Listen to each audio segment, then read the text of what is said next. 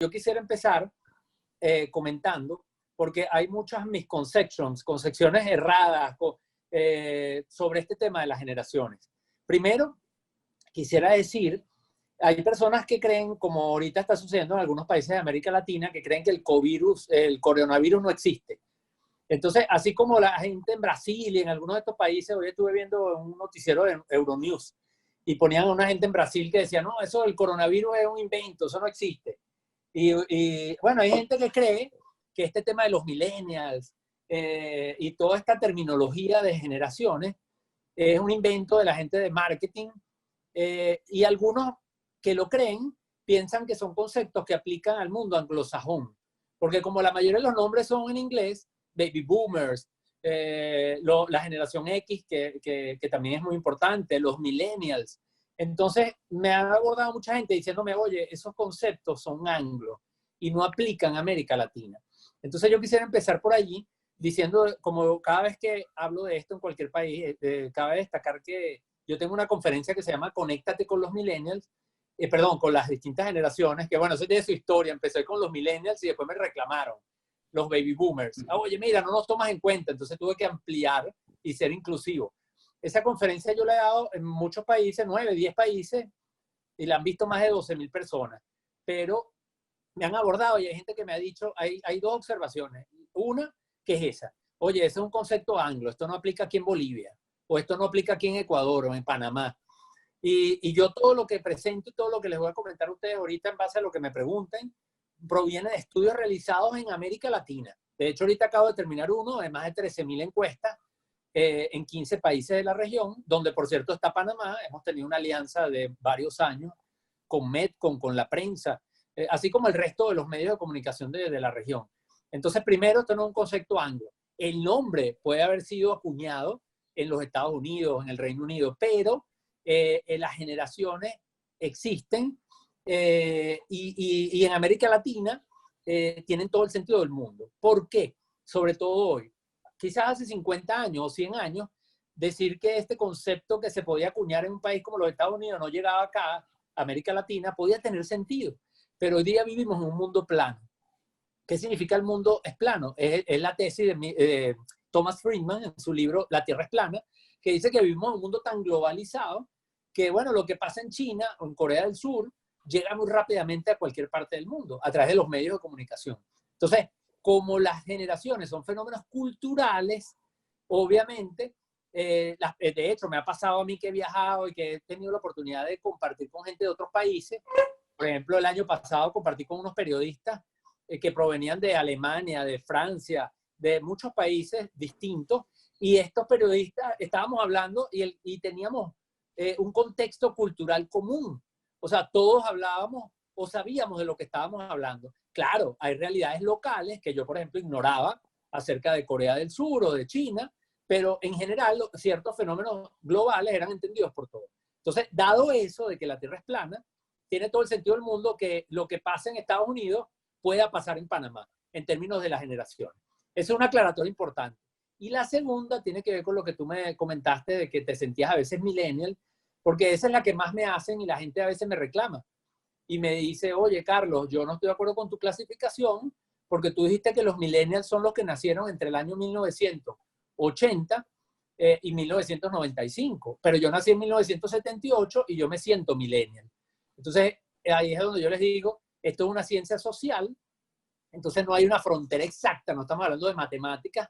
O sea, es decir, no es que a partir del 1 de enero de 1980 usted automáticamente es millennial, sino que eso depende del contexto cultural. Como en todas las distribuciones estadísticas, hay una curva y hay una mayoría de la gente que se agrupa, pero hay unas colas o unos extremos en esa curva. Y bueno, hay gente que a lo mejor en su contexto, te pongo un ejemplo muy cotidiano, a lo mejor tú vivías con unos hermanos que eran más jóvenes que tú, y entonces aunque tú eras mayor y pertenecías a una generación, tú de alguna manera culturalmente pertenecías también a la otra generación, porque compartías los eventos, los sucesos, etcétera, etcétera, ¿no? Las series de televisión, etcétera, etcétera. Entonces fíjate que esto es un fenómeno social y por ende no hay una frontera, pero hemos acordado, la mayoría de los autores, unos rangos aproximados que los digo muy rapidito. La generación de los más chiquitos hasta antes del coronavirus eran los Z. Los Z son las personas que nacieron del año 1995 al 2010. Ahí es una generación muy heterogénea porque hay adolescentes, hay adultos jóvenes. Entonces, ahí viene también una aclaratoria que hay gente que confunde las generaciones con segmentos de mercado. Y por ejemplo, dentro de una generación pueden haber 5 o 7 segmentos de mercado distintos. ¿Ok? Porque están dentro de un contexto cultural, pero dentro de ese grupo tan grande hay muchos subgrupos. Luego están los millennials, o también llamados eco-boomers, generación Y, que nacieron entre el año 1980 y el 95. El X, la generación X, son los nacidos entre el año 65 y el 80. Y luego la generación de los baby boomers, que son de posguerra, 1945, 1965. Entonces, fíjate que son 4 grandes grupos, los más comunes, los que están coexistiendo ahorita en nuestros hogares, en nuestras oficinas. De hecho, en Panamá Coworking, cuando tú vas, te encuentras baby boomers, te encuentras X, te encuentras millennials, y no me extraña, incluso casi seguro hay Z, porque son los más jovencitos, si no me equivoco, he conocido algunos de ellos. Definitivamente. Entonces, fíjate, lo primero es que las generaciones están determinadas por contextos culturales, no es una ciencia exacta, es una ciencia social, no son segmentos de mercado, cada generación tiene sus grupos distintos. Algo importante, como el mundo cambia tan rápidamente, entonces nos estamos dando cuenta, fíjate que los baby boomers eran 20 años, era un fenómeno demográfico, pero el mundo está cambiando tan rápidamente que incluso está pasando, en vez de haber 4 o 5 generaciones en un contexto organizacional, vamos a encontrar, o en la casa, o en el mercado, nos vamos a encontrar cada vez más generaciones. ¿Por qué? Porque es mentira que en el mundo de hoy van a tener que pasar 15 años para que haya gente distinta. Entonces, claro, esos periodos se van a cortar. Y eso va a ser muy interesante y muy retador en los ámbitos que queramos. Porque fíjate, yo te hablo del ámbito más micro, que es la casa. Entonces, qué retador es para una familia tener distintas generaciones coexistiendo con visiones distintas. Y digo retador porque no es malo. Tiene cosas buenas y cosas difíciles de manejar a veces. Pero lo mismo sucede en una organización, en una compañía. Y imagínate en un mercado, una marca que se quiera conectar con una audiencia que tiene distintas formas de ver el mundo. Y creo que aquí es el punto más importante, y hasta aquí dejo esta parte, que es que lo importante de las generaciones es que nos permite entender que los valores y la manera de ver el mundo cambia de generación en generación. Y voy a terminar con una explicación que para mí es como muy contundente. Yo que soy de marketing, cuando yo estudié marketing, estudié con base en los libros de la posguerra.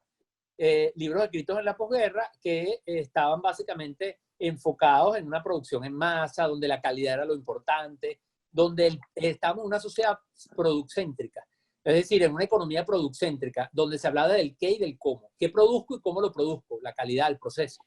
Pero no, eso era lo más importante para los baby boomers y los X.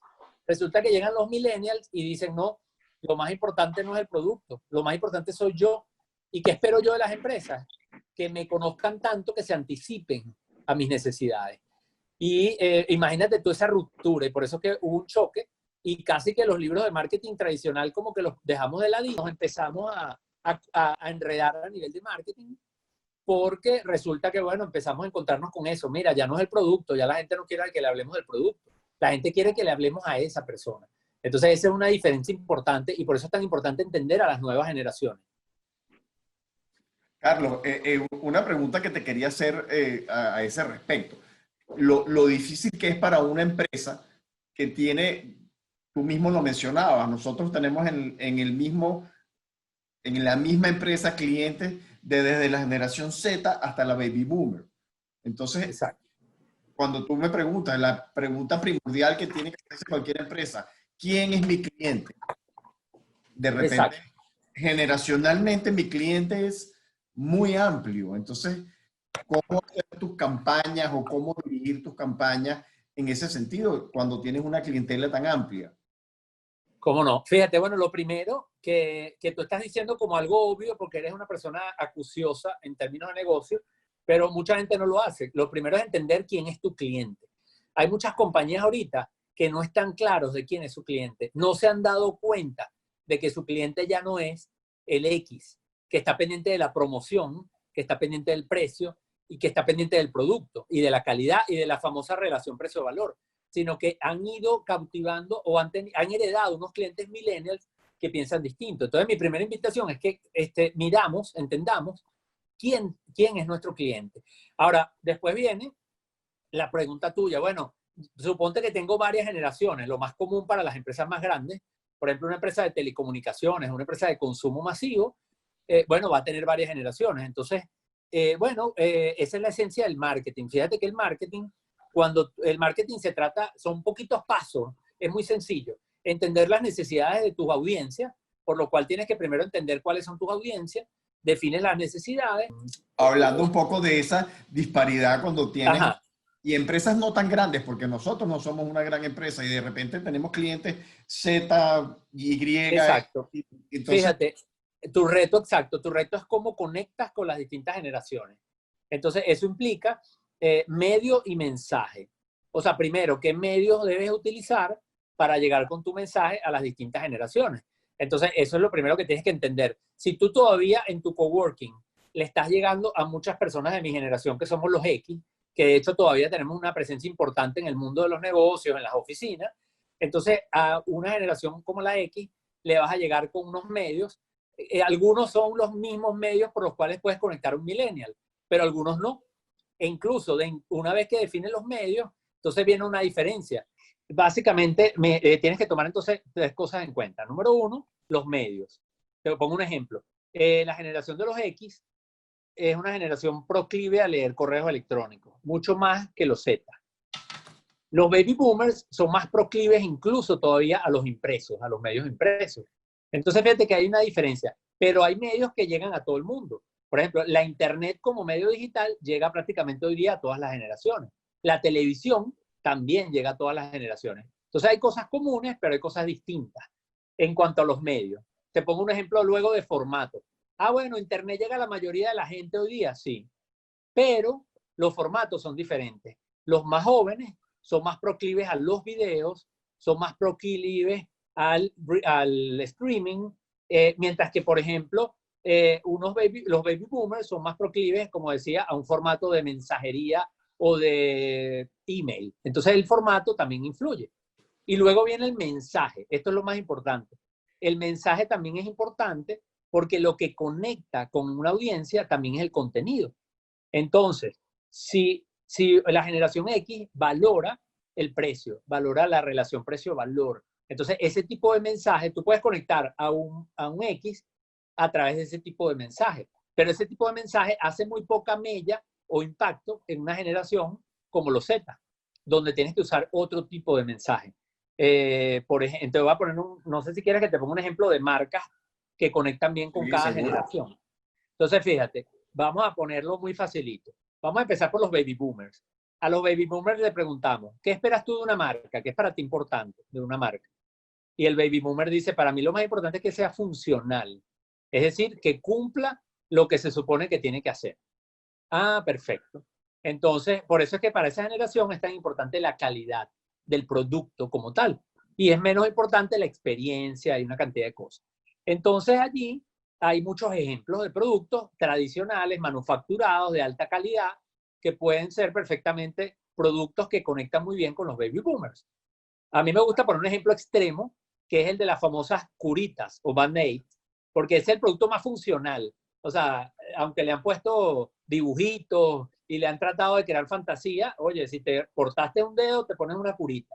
Y eso es un producto súper funcional. Entonces, es un producto típico que conecta muy fácilmente con un boomer, porque es funcional. En cambio, para un Z o un millennial, ese producto lo tienes que modificar. Tienes que crear una fantasía alrededor del producto para que conecte mejor. Luego vamos con el X, que es donde estoy yo. Bueno, el X, tú le preguntas qué esperas de una empresa, de una marca, y entonces ese X te va a decir relación precio-valor. Tiene que ser relación precio-valor, es decir, la mejor calidad al menor precio. Es como decimos la golilla, el bargain. Entonces, allí, por ejemplo, te puedo poner muchos ejemplos de marcas que cumplen esa promesa.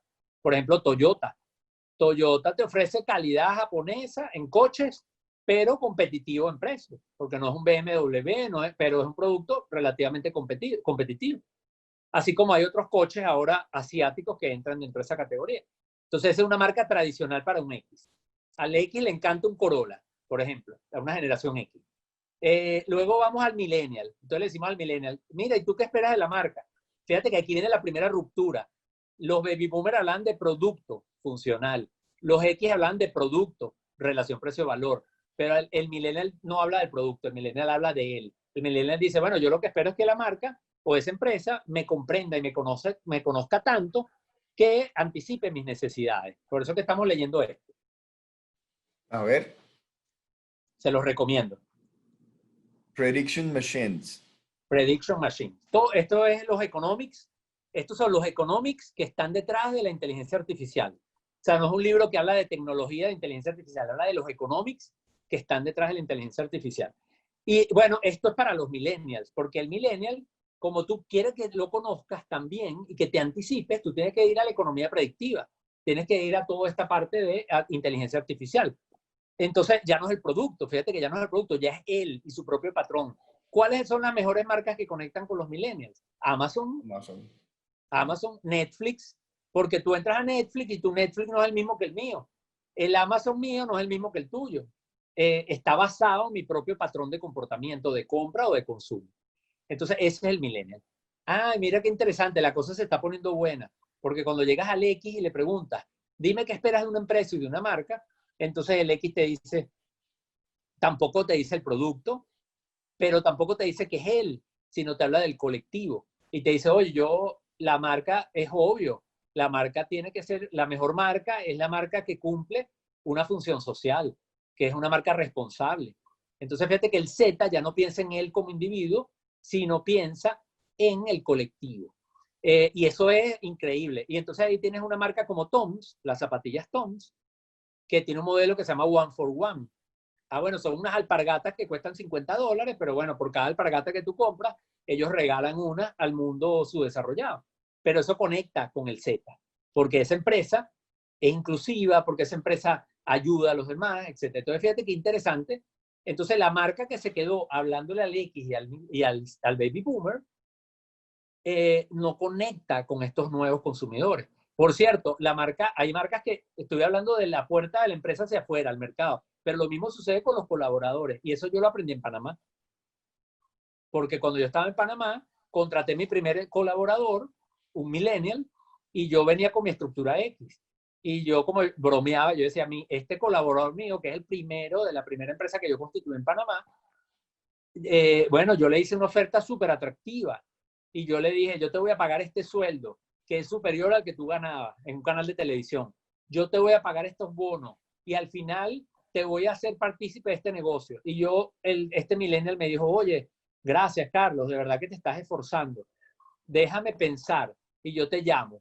Y por supuesto, cuando este muchacho me dice eso, o este pelado, yo me volteo para atrás y digo, ya va, esto debe ser la cámara escondida, porque en mi generación a ninguna persona se le hubiera ocurrido decir eso, hubiera aceptado porque te estaban ofreciendo. Como yo bromeaba, yo como este cuento lo he hecho mucho en la conferencia, yo digo, este hombre ganaba más que yo, porque yo estaba montando la empresa en Panamá y él ganaba más de lo que yo ganaba allá, pero él se dio el chance de pensarlo porque él quería ver si eso realmente era lo que él quería en la vida. Entonces, por supuesto, eso lo aprendí yo dije, ya va, ¿qué está pasando? No entiendo. Primero le eché la culpa a él, yo dije, este pobre muchacho necesita ayuda. Y después me di cuenta que no, y por cierto todavía está conmigo, empezó a trabajar conmigo en el 2013. Y pero le rebajaste el sueldo. No, él sigue ganando más que yo. Cada vez gana más que yo. Pero es excelente colaborador y bueno, al final es un gran aliado, prácticamente es un partner de negocio allá. Pero fíjate qué interesante que no es un tema nada más del mercado, del cliente, sino también de puertas adentro. Y lo mismo te sucede en la casa, porque entonces estás coexistiendo con tus hijos y entonces crees que tus hijos, como yo le dije a mi hijo que es un Z, mira hijo, te voy a enseñar a manejar. Y claro, porque para mí eso en mi edad era como lo máximo para un hombre, para un muchacho. Y resulta que cuando yo le digo eso a mi hijo, ahorita tiene 15, pero tenía como 14, él me dice, papá, qué anticuado. O sea, ¿quién te dijo que yo quería manejar? O sea, en el futuro no va a hacer falta manejar. Entonces yo le dije, bueno, vamos a hacer algo. está bien, como tú quieras, pero el día que tengas la novia, me vas a venir a buscar para que yo te enseñe a manejar y ya hablaremos. Pero, entonces, fíjate qué interesante cómo cada generación, entonces, por eso es tan importante el mensaje, no solo el medio. Muchas marcas se quedan en el medio. Ah, sí, me voy a TikTok porque me quiero conectar con los más jóvenes. Pero puedes estar usando medios que van dirigidos a una generación, pero estás usando mensajes y códigos de comunicación que son anacrónicos, que no son de esa generación. Eso también lo aprendí con mis hijos, cuando con mi hija me empecé a conectar con Snapchat, y yo estaba usando Snapchat, que era un medio para un Z, pero lo estaba usando con una, yo lo usaba como si fuera WhatsApp. Yo lo que hacía era escribir. Y yo estaba entonces usando un medio de Z, pero con un formato que era de X o de Millennial. Qué interesante, Carlos. Y dime una cosa, pensando ahora en los números, a todos aquí que estamos en el tema de cómo subsistir en estos nuevos medios, ¿cómo es la distribución en nuestro continente de esas generaciones? Sí, cómo no. Fíjate, esto es interesante porque, bueno, ahí viene el reclamo que me hizo una vez un señor en una conferencia, porque esta conferencia yo empecé a hacerla en el año 2012, 2013, se llamaba Conéctate con los Millennials. ¿Por qué yo hablaba tanto de los Millennials? Porque todos hablamos de los Millennials, porque los Millennials eran básicamente, era la generación que era la mayoría de la población en ese momento, te estoy hablando hace 8 años, pero estaba llamada a convertirse en la generación con el mayor poder de compra. Ya lo es. Entonces, claro, todo el mundo estaba enfocado, pero cuando esta persona me dice, oye, ¿por qué tú hablas tanto de los millennials? No es importante los demás. Entonces yo me fui a buscar las estadísticas que tú me estás preguntando, y fíjate lo que me encontré. En Latinoamérica, datos de la CEPAL, 30% son los Z. Es decir, la mayoría de la población está en los Z. Son grandes influenciadores, porque los Zetas tienen mucha influencia, pero no tienen el mayor poder de compra porque todavía hay adolescentes allí. Entonces ellos son los mayores influenciadores. ¿Por qué? Porque influyen a sus padres. Después están los millennials que tienen 28%, casi lo mismo, muy cercano, pero son los que tienen mayor poder de compra.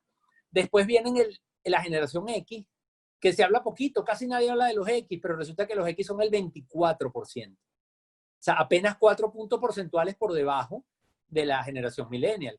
Y en algunas categorías son los que tienen mayor poder de compra. Todavía en algunas categorías tienen mucha importancia, vamos a decir así. Y además en los ambientes laborales y corporativos también tienen peso todavía. Y los baby boomers, que parecía que no son tan importantes, sobre todo en América Latina se han subestimado mucho porque es una población muy joven. En América Latina el promedio de edad es ligeramente superior a los 30 años. Entonces, el promedio de edad en Latinoamérica es millennial. Pero fíjate que tenemos el 18%, casi un quinto de la población de América Latina son baby boomers. Y nos estamos envejeciendo. Así que hay una gran oportunidad también allí para aquellas compañías que quieren dirigirse a un segmento de personas que obviamente tienen necesidades muy particulares. Carlos, y cuando hablas de los baby boomers que tienen 18%, su poder adquisitivo, ¿cómo se relaciona con las demás generaciones? Sí, bueno, fíjate, el mayor poder de compra lo tienen los millennials, luego la generación X y luego los baby boomers. Lo que pasa es que los baby boomers, obviamente, en algunos sectores tienen gran peso. Obviamente, todo lo que tiene que ver con salud, medicamentos, incluso viajes, tienen peso interesante. Son un segmento o una generación que está compuesta de varios segmentos y algunos de esos segmentos son muy atractivos para esas categorías. Así que dependiendo del negocio donde cada quien esté, ese es un segmento que todavía tiene mucho atractivo económico. Mire, conversando con todos ahora, si alguno tiene alguna pregunta en particular que la quiere escribir o levantar la mano para hacer la pregunta, pues de eso se trata, de que este es un conversatorio y que todos podamos intercambiar nuestras ideas y bueno, preguntarle aquí al experto. Carlos, yo sigo con mi cuestionamiento de las generaciones. Okay. Eso, las generaciones, como tú bien dijiste, pues es un tema que no es matemático, es flexible en cuanto a cuál generación pertenece. Ahora, en este mundo tan cambiante, donde, bueno, sin tomar en cuenta, pues era muy cambiante antes de marzo de este año o de febrero de este año, pero después de febrero de este año tenemos un cambio, pero bárbaro. esto no va a influenciar las generaciones. Mira, bueno, ahorita hay una discusión sobre eso, más que si va a influenciar, ojo, todos los cambios. Fíjate que hay un estudio que hizo una organización en los Estados Unidos que se llama Pew Internet, que es muy reconocida y hace muchos estudios sobre el tema digital. Y ellos publican un artículo que dice, bueno, ¿qué es lo que influye en las generaciones? Obviamente las generaciones empiezan como un fenómeno demográfico. Por ejemplo, los baby boomers fue netamente un fenómeno demográfico, en el sentido que, bueno, hubo un boom posterior a la Segunda Guerra Mundial que hizo que sucedieran algunas cosas de mucho interés para la economía y para los negocios. Sin embargo, luego viene el otro fenómeno que yo te hablé del tema cultural.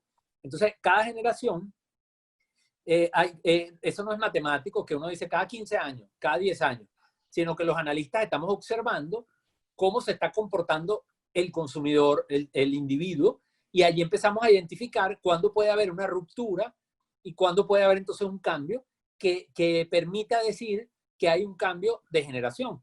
Entonces, fíjate que ahorita hay una discusión sobre eso porque ya la gran pregunta, fíjate que la generación de los millennials fue una generación que si bien nació entre el año 1980 y 1995, fue muy marcada por los eventos del 11 de septiembre.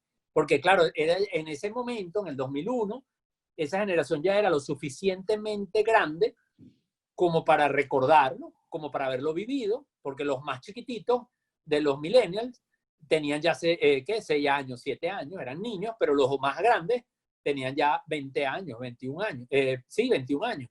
Entonces, eso hizo que el mundo cambiara y entonces se habla de ese evento como muy característico de esa generación.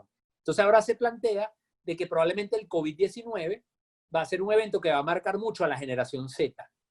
¿Por qué? Porque ya la generación Z está como estaban los millennials cuando sucedió el September 11, que ya están conscientes, ya entienden, y que eso los puede marcar porque van a empezar a vivir en un mundo que definitivamente a partir del COVID-19 va a haber cambios importantes. Entonces aquí, eso es interesante. Ahora vienen nuevas generaciones, por ejemplo, los que están naciendo ahorita. De hecho, hay personas que hablan de que si va a haber un boom demográfico post-COVID, porque la gente se está quedando en su casa. Eso está por demostrarse, pero pareciera que no. O sea, he leído algunos analistas que dicen que eso no, es muy probable que no pase, porque es distinto la guerra, cuando tú llegas de la guerra a ver a tu familia, a tu esposa, que la dejaste, el soldado, pero otra cosa es que tú estás en la casa encerrado con miedo que te dé un virus, ¿no? En medio de una pandemia. Entonces, no necesariamente un confinamiento como este tiene por qué llevar a un fenómeno demográfico, pero bueno, será cuestión de observarlo.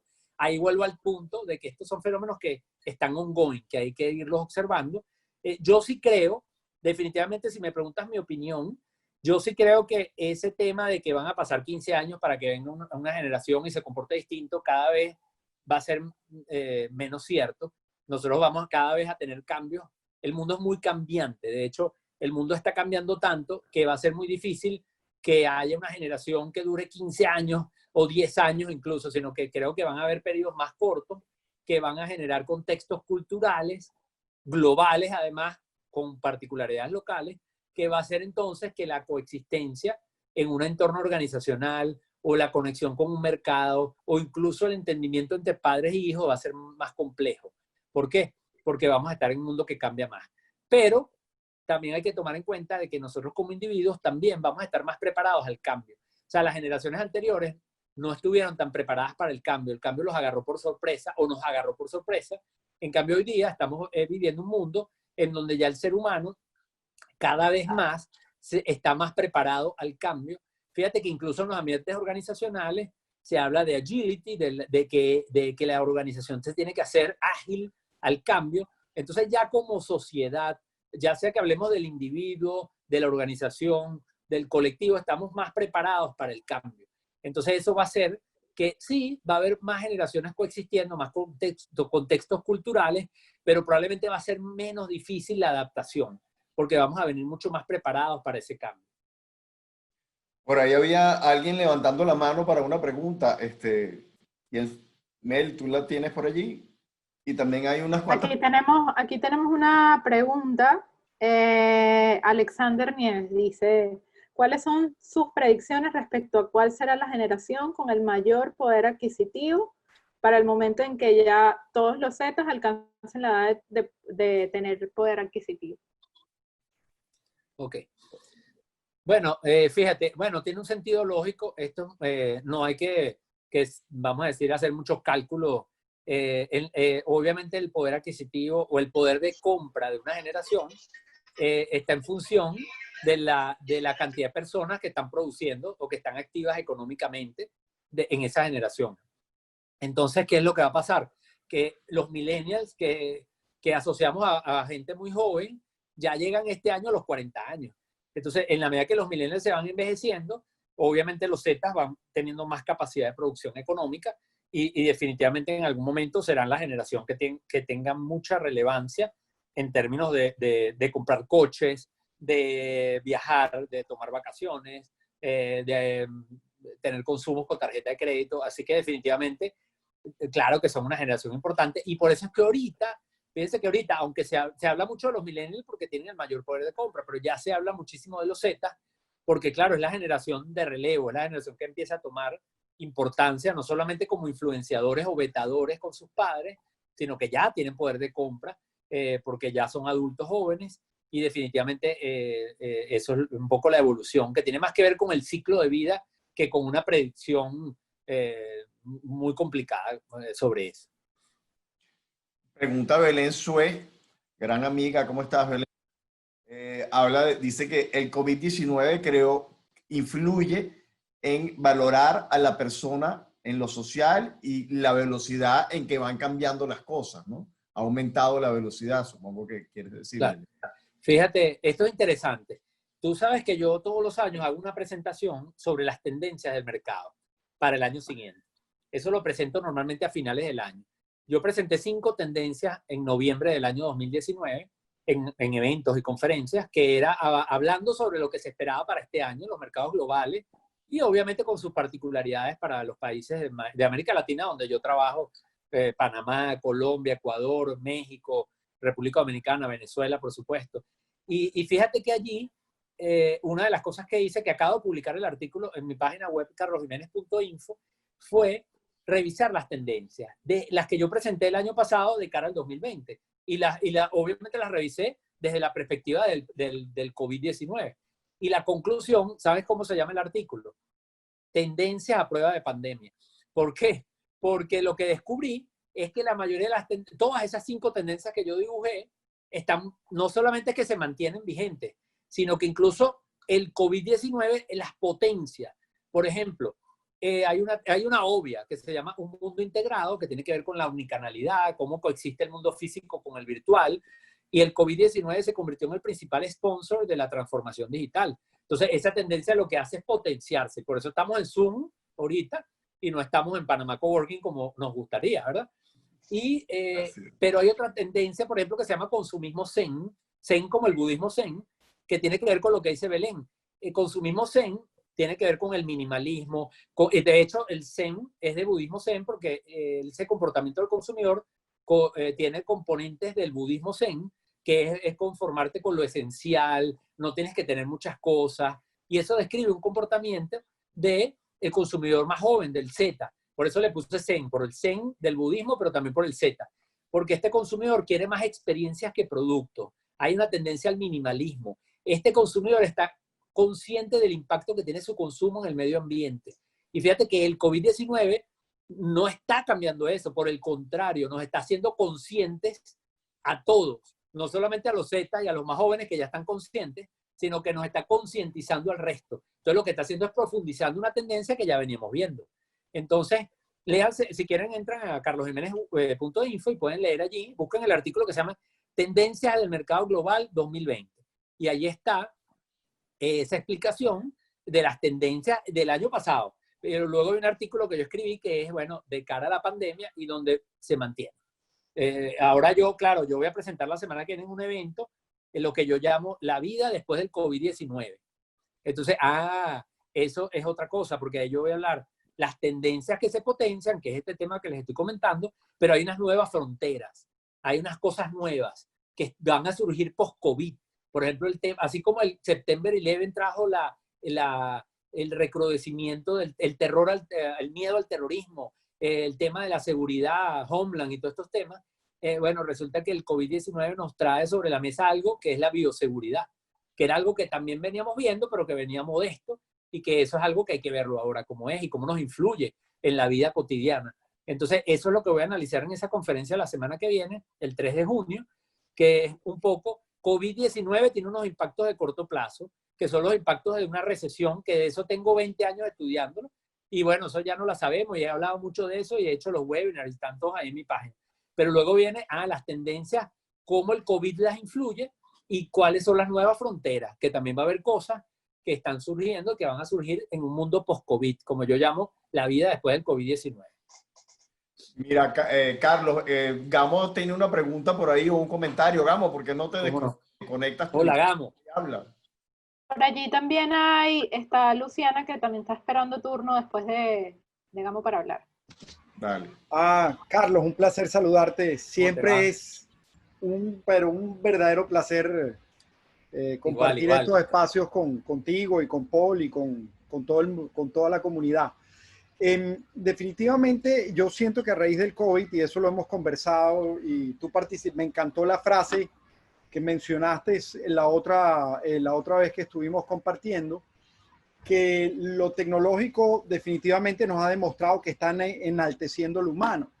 Exacto. Y te pregunto, a raíz de todo este fenómeno y después del COVID, si por ejemplo todo esto que hacemos nosotros, que tiene que ver con asesorías, consultorías, servicios, entregados de manera virtual y en línea, van a tener una mejor aceptación. Yo siento que anteriormente pues lo virtual era algo que como que la gente no le convencía, que no lo veía con la misma relevancia. Entonces te quería preguntar ¿qué opinas tú?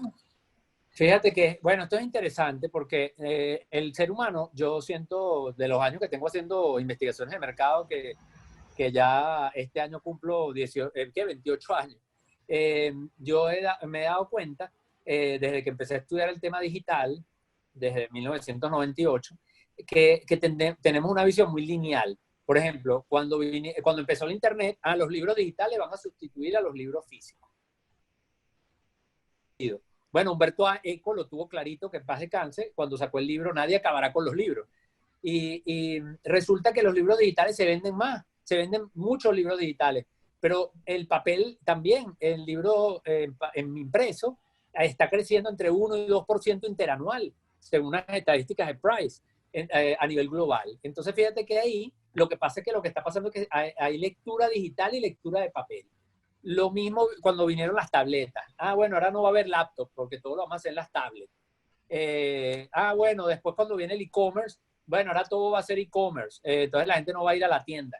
Entonces, las tiendas están cerrando. El año pasado se batió un récord en los Estados Unidos de tiendas cerradas, pero las tiendas que están cerrando son las de bajo valor. Todas estas tiendas tipo Dollar Tree, etcétera, porque la tienda de Apple la están ampliando, o la ampliaron, la de Aventura Mall. Las tiendas de Zara las vemos por todos lados porque se basan en el modelo de fast fashion.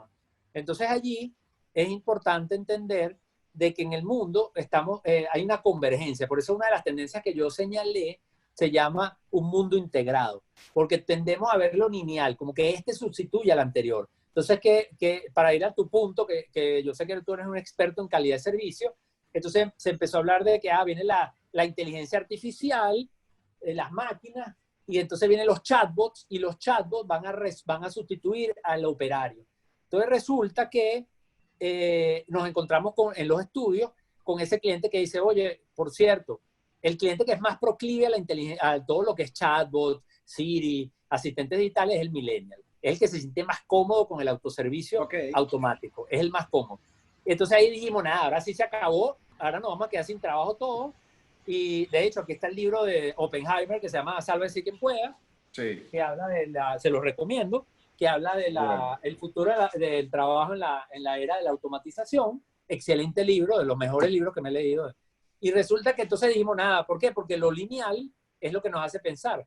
Y resulta que, los millennials nos estaban confirmando eso. El millennial es el que más compra por internet. Entonces, el futuro es e-commerce. El millennial es el que más le gusta el el chatbot. Entonces el futuro es Siri y Alexa. Y resulta que de repente vienen los Zetas y dicen, oye, ¿sabes qué? A mí me gusta comprar por internet algunas cosas, pero yo quiero ir a la tienda. Nada como ir a la tienda y tocar el producto. El Z dice, eso me lo dijo mi hija a los 13 años, cuando yo le dije, mira, mi amor, puedes leer mis libros digitales que están en Amazon Kindle y te logueas con tu tableta. Y mi hija de 13 años me dice, papá, ella me lo dijo 13 años con un libro así de Murakami que no le cabía ni en el morral. Y la niña me dice, papá, nada como un libro en papel, ¿qué te pasa? Entonces yo decía, ya va, debe ser que mi hija es rarita. Salió el papá, que le gusta leer, que le gusta estudiar, pero resulta que mi hija no era rarita. Después de los estudios me di cuenta que mi hija era la típica Z, que eso es lo que valora. Entonces valora ir a la tienda, valora que le hablen, valora, es responsable o está consciente del impacto que tiene su consumo y por eso le gusta comprar algunas cosas incluso usadas, prefiere experiencias que productos. Entonces, en ese mundo, fíjate qué interesante, en ese mundo tan tecnológico, entonces valoramos el contacto humano. Entonces, tú tienes trabajo para rato, porque ahora es que se pone a valer, porque ese apretón de mano, que ahorita creemos que no le vamos a tocar la mano más a nadie, que no vamos a ir más al coworking, que todos vamos a estar estudiando en la casa, el teletrabajo, el e-learning, y eso no es así. Queremos volver al espacio público, queremos compartir, queremos socializar. Obviamente ahorita yo les puedo decir que en el 2001 yo estaba inscrito en el Maratón de Nueva York y mi hija tenía un año. Yo estaba inscrito en el Maratón de Nueva York del 2001 y yo lo cancelé porque a mí me daba miedo ir a Nueva York a correr el maratón en plena crisis de terrorismo donde mandaban sobres con Antrax y todas estas cosas. Ajá. Entonces, ahora, eso me duró hasta enero, en febrero. Ya en marzo estaba en Boston, en abril estaba en Boston y ya no me importaba si los terroristas andaban por ahí. Entonces, eso también hay que entenderlo. Ahorita estamos sensibles al tema, pero en la medida que esto se supere, que surjan los tratamientos, que la crisis se controle, yo la mayoría de las reuniones que voy con los clientes por Zoom me dicen que están locos por irse a trabajar, porque están en la casa con los hijos, con todo el mundo y no son tan productivos. Y claro que hay espacios de teletrabajo, el teletrabajo crece, así como los libros digitales crecen, así como el e-learning crece, así como el e-commerce crece, pero no veamos lineal. No significa que es en detrimento de lo otro. Hay cosas que se complementan y hay ocasiones, etcétera, etcétera. Lucila, no sé si eso responde un poco a lo que Luciana, tú... Luciana Castillo tiene una pregunta. Hola, sí, muchas gracias. Profesor Carlos, una pregunta que estaba, a medida que iba pasando su presentación, como que fui cayendo más y más en que, por ejemplo, ahorita nos encontramos en un ambiente que las empresas tienen un grupo mixto de generaciones entre sus empleados, de los cuales todos tienen que ir a un teletrabajo, ¿no? Y algunas generaciones tienen obviamente más facilidades que otras en cuanto al uso de la tecnología y comunicación. ¿Cómo hace una empresa enfrentándose a este escenario que fue totalmente inesperado para traducir esa falta de comunicación que está existiendo en productividad? ¿Cómo hace para que sus empleados todos sean productivos ante esta situación que para algunos, digamos, es beneficiosa porque están más tiempo en casa, porque pues no tienen que usar el automóvil, versus otras personas que realmente nunca se habían sentado frente a una computadora, solos en su casa a trabajar sin alguna persona al lado que les pueda tener un apoyo? Y bueno, esa es mi pregunta. ¿Cómo se hace para...? ¿Cómo no? Sí, no, es muy buena pregunta y además que hila perfecto con lo que veníamos hablando. Porque si estamos diciendo que, fíjense, la pregunta de Gamo me permitió decir algo que lo digo muy rapidito, que es, estamos en un mundo cada vez más digital, no significa que lo digital va a sustituir las interacciones humanas. Más bien, como Gamo, citándome una frase que yo siempre digo, la tecnología realza lo humano. Entonces, en ese mundo que es cada vez más conectado, que es cada vez más digital, lo humano cobra peso, pero ahí hay una pieza que falta, que es precisamente tu pregunta, que es, bueno, la pieza que falta es que nosotros tenemos que adecuarnos a ese mundo, tenemos que estar preparados. Hablo muchísimo de eso cuando hablo de la transformación digital, que no me gusta usar ese término porque se pone de moda, pero es un término que denota una metamorfosis. Transformación es como que uno se va a meter en una cabina sin saber nada de internet y va a salir usando TikTok y haciendo TikTok. Entonces, esa no es la transformación digital. Eso da una mala concepción de lo que es la transformación. Realmente es una madurez, un proceso de madurez digital. Y eso es mi recomendación para responder a tu pregunta, que es lo que creo que tienen que hacer las compañías. Las compañías tienen que fomentar una cultura digital. Y eso implica crear, facilitar las condiciones para que la organización, que está compuesta por sus colaboradores y sus gerentes, madure digitalmente. Entonces, ese es el meollo del asunto, que por cierto, no solamente puertas adentro, sino también con los clientes. Algo que le he señalado, por ejemplo, a los bancos. Los bancos han trabajado muchísimo en la transformación digital, nos han ofrecido plataformas maravillosas, aplicaciones, sistemas, pero lo han hecho bien, pero no se han esmerado lo suficiente, a mi juicio, en ayudar a que sus clientes maduren digitalmente. Simplemente lanzan las innovaciones, pero no se han sentado con los baby boomers, que fueron sus clientes más importantes durante muchos años, los que tenían más poder de compra, los que más gastaban con la tarjeta de crédito, los que más se financiaban coches y viviendas, y no se sentaron con estos clientes a enseñarles el cambio a lo tecnológico, el cambio a lo digital.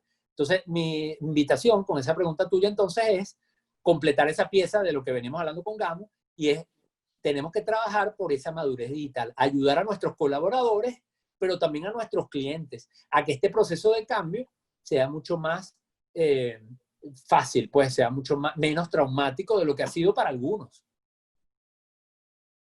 Listo, muchas gracias. No, de nada. Por acá tenemos otra pregunta, Carlos. Elena pregunta, ¿qué opinas con respecto a exceso de usos de medios digitales y virtuales por todas las generaciones? ¿Y cómo prevés que van a reaccionar post-COVID con la nueva normalidad? Ok, bueno, fíjate que hay una tendencia que yo señalé hace como 2 o 3 años, que yo la llamé el yin-yang tecnológico, que tiene que ver con eso, porque, claro, hay visiones tecno-optimistas y tecno-pesimistas, que es el término que usa Oppenheimer en su libro. El tecnopesimista es el que dice, bueno, la tecnología nos va a terminar matando, así un poco al estilo Odisea de 2001, ¿verdad? La película de Kubrick, en donde, bueno, la inteligencia artificial se apodera y al final, que eso, de hecho, eso tiene una tesis que es la teoría de la singularidad, para los que le interese. Y esos son los tecnopesimistas. Y los tecnooptimistas hablo en primera persona del plural porque me considero un tecnooptimista, somos los que consideramos que la tecnología es una herramienta que nos va a hacer la vida más fácil y que nosotros además vamos a ser cada vez más humanos gracias a que estamos evolucionando. Entonces, podemos estar de acuerdo con cualquiera de las dos posiciones, de acuerdo o en contra, pero sí tenemos que estar de acuerdo todos que obviamente, como todas las cosas, la tecnología tiene cosas buenas y cosas malas. Las mejores cosas tienen también sus grandes riesgos.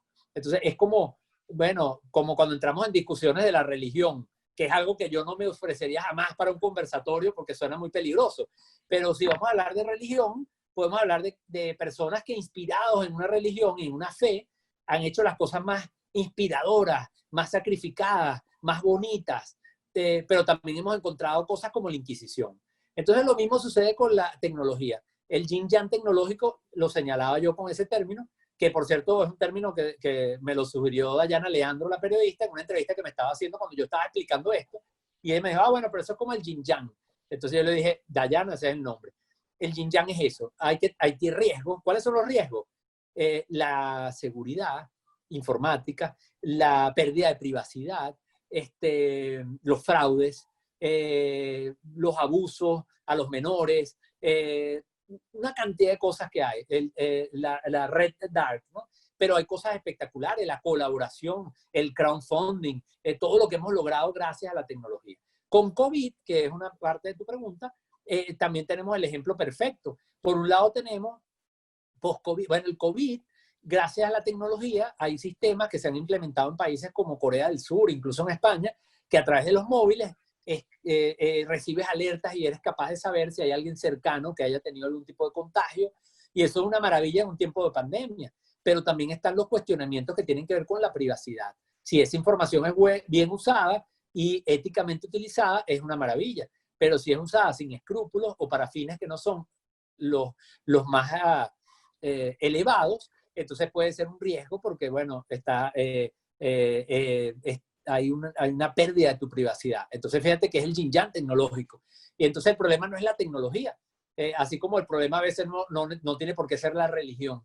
El problema es el uso que le damos a las herramientas. Entonces, puede ser usada para bien o para mal. Muy bien. Bueno, ya tenemos 1 hora 6 minutos conversando. Por aquí hay otra, Yesenia Hernández también hace un comentario a nivel de consumo de medios. ¿Qué opinas? ¿Cómo va a ser el cambio después del COVID? ¿TV va a ser el principal medio pensando que hay más personas en casa o más bien se va a aumentar más el consumo digital y el uso de las plataformas como Netflix? Sí, bueno, esa es muy buena pregunta. Bueno, definitivamente Netflix es uno de los ganadores, igual que Zoom, con este COVID, porque obviamente son plataformas que cumplen una función y en un momento como este tienen un peso importante. Pero fíjate que es interesante, ha aumentado obviamente muchísimo el consumo de medios, porque la gente tiene más tiempo o mucha gente tiene más tiempo, y hay también... sin embargo, no solamente el tema de que estamos más en la casa, sino que también hay un cambio importante del consumo de Internet. O sea, hay un cambio de cómo estamos consumiendo Internet que es muy relevante, que tiene que ver con que estamos más en la casa. Por ejemplo, se está usando mucho más desktop que los smartphones, porque al estar en la casa muchas personas se están conectando desde dispositivos de escritorio. Hay un artículo fabuloso que publicó el New York Times y del cual yo hice un resumen que publiqué en carlosjimenez.info y también está en mi Instagram, en carlosjimenez.net, que habla de el impacto que ha tenido el COVID-19 en el consumo de Internet o en el uso de Internet.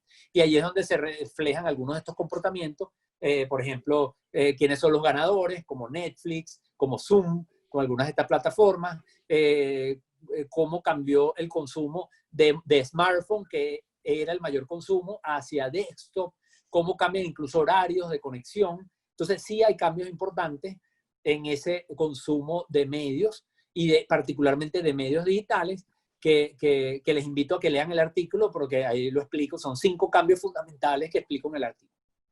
En el artículo que cita el estudio realizado y publicado por New York Times en los Estados Unidos. Muy bien. Bueno, Carlos, yo creo que ya estamos llegando a la hora. No sé si alguien tiene otra pregunta que quiera compartirnos, algún comentario. Tenemos una pregunta de Juan Pablo acá en el chat. Dice, Carlos, ¿y qué pasa con el contacto personal que al menos el venezolano no está acostumbrado a dejarlo? ¿Qué pasa con la atención personalizada y esa relación empresa-cliente se verá afectado con este aclaramiento obligado digital? Ok. Bueno, fíjense, yo siempre digo, y lo estuve comentando cuando me refería a la crisis, la crisis hay como que dividirla. Hay una cosa que yo llamo el epicentro, que es donde estamos ahorita. Estamos confinados, estamos aislados, por lo menos muchos de nosotros que estamos en Panamá, en Venezuela, en muchos de los países de América Latina, donde ahorita estamos viviendo una etapa complicada. Porque hay otros países que ya están, vamos a decir, más bien desconfinándose. Pero nosotros estamos en el epicentro, en donde estamos obviamente impedidos de abrir un establecimiento comercial, estamos impedidos de darle la mano a alguien. Entonces, eso es una realidad. Y allí, bueno, tenemos como alternativa los medios digitales para el teletrabajo, la gente que vendiendo a través de Internet, a través de e-commerce, etc. Eso es una realidad, pero eso tiene una duración. Que, por cierto, uno podría tender a pensar, bueno, cuando venga la vacuna, pero no, la realidad está sucediendo ya en algunos países que se están desconfinando. McKinsey hace un estudio muy bueno donde dice, bueno, eso depende de varios factores y de 2 fundamentales, de la viralidad del COVID-19 y de la capacidad de respuesta del sistema sanitario. Entonces, a la medida que el país tenga más capacidad de atender a los enfermos y que además el virus reduzca esa agresividad de contagio, entonces, bueno, la gente va saliendo a la calle por etapas, pero van saliendo. Entonces, ¿qué es lo que estamos esperando en muchos lugares? Y entonces eso nos va a permitir una vuelta a la normalidad. Pero es una nueva normalidad porque definitivamente vamos a cambiar. ¿Qué fue lo que pasó con el terrorismo? Yo que he viajado muchísimo, después del September 11 viajar en avión no fue lo mismo que era antes. La nueva normalidad fue definitivamente unos procesos de seguridad en los aeropuertos mucho más complejos. Y eso probablemente es lo que vamos a ver con el COVID. Vamos a ver, bueno, bioseguridad en los aeropuertos, van a haber cosas que van a cambiar. Ahora, va a haber cosas que se van a revertir. Así como hay gente que va a volver a su oficina, hay gente que va a trabajar por teletrabajo. Sí, eso es una tendencia creciente. Probablemente muchos vamos a trabajar en nuestra oficina, en nuestro coworking, pero vamos también a trabajar uno que otro día en nuestra casa, por lo que les decía, así como leemos libros digitales, leemos libros en papel. Entonces, eso es lo que estoy ahorita analizando precisamente, y estoy preparando mi conferencia para la semana que viene, en donde voy a hablar un poquito de medidas que son del epicentro de la crisis, que son temporales, que van a tender a relajarse, cosas que van a, vamos a decir, se van a potenciar, pero que ya venían sucediendo, y luego las nuevas fronteras, que son cosas nuevas que trajo el COVID-19 y que definitivamente vamos a tener en esa llamada nueva normalidad. Bueno, señores, la verdad es que ha sido una tarde sensacional, conversando de estos temas que tanto nos interesan a todos y sobre todo en este momento. No puedo más que darle las gracias a todos por compartir con nosotros. No sé si alguien tiene alguna otra cosa que preguntar. Creo que ya estamos todos sobre la hora, así que la gente agradeciendo. Excelente, Carlos, felicitaciones, muy interesante. Bueno, Gracias. la verdad, desde Panamá Coworking, pues es un placer tenerlos a todos aquí. Seguimos tratando de hacer cosas por nuestra comunidad de clientes y no clientes también, tratando de contribuir un poco a que este COVID sea un poco más, que sea más activo, porque la verdad es que esto ha sido una conferencia conversatorio ilustrativo, donde aprendemos siempre cosas y oímos opiniones de gente tan distinta como la que estamos aquí y en tantos lugares tan distintos. Estamos a la orden en nuestras redes sociales, Panamá Coworking, @Panamá Coworking, ahí para lo que quieran. Muchísimas gracias a todos. Carlos, unas palabras de... Bueno, nada, un gran saludo. La verdad que para mí es un honor haber participado de esta conversación con grandes amigos que sé que se conectan, que sé que están en la comunidad de Panamá Coworking, a la cual yo también me siento parte, y cada vez que estoy en Panamá me encanta compartir en esos espacios, hacer mis talleres allá, reuniones, y bueno, por supuesto a todos los que también se conectaron desde otras sedes, de otros países. Muchas gracias por haberme acompañado, y bueno, seguimos en contacto, esperando de que, bueno, que pronto la situación mejore para que podamos entonces volver a esa normalidad, a esa nueva normalidad, pero que podamos seguir sobre todo creando valor y agregando por un mundo mejor. Así que eso es lo importante, que esta crisis salgamos de ella, pero no igual de como entramos, sino transformados con un nivel mayor de conciencia como individuos, como empresarios, y que, bueno, definitivamente entendamos que formamos parte, así como en Panamá Coworking formamos parte de esa comunidad, que a nivel global también formamos parte, estamos irremediablemente ligados al destino de nuestros vecinos. Así que eso creo que es importante terminar de entenderlo para poder aportar y poder, bueno, vivir en un mundo mejor, ese mundo que pareciera que los Zetas quieren configurar. Así que, bueno, creo que ese es un poco el mensaje que les quiero dejar. Bueno, muchísimas gracias, Carlos. La verdad es que ha sido estupenda este conversatorio. Y bueno, te agradecemos mucho tu tiempo. Espero que pronto podamos verte de nuevo. Danos el dato de esa conferencia que vas a dar la semana que viene. Sí, cómo no. Gracias, Kalinka, que ahorita acabo de leer tu mensaje. Mira, bueno, tengo, por cierto, el jueves tengo un live en Instagram desde la cuenta de Data Analysis a las 10 de la mañana Panamá, 11 Caracas, para hablar un poquito sobre lo que va a ser la conferencia.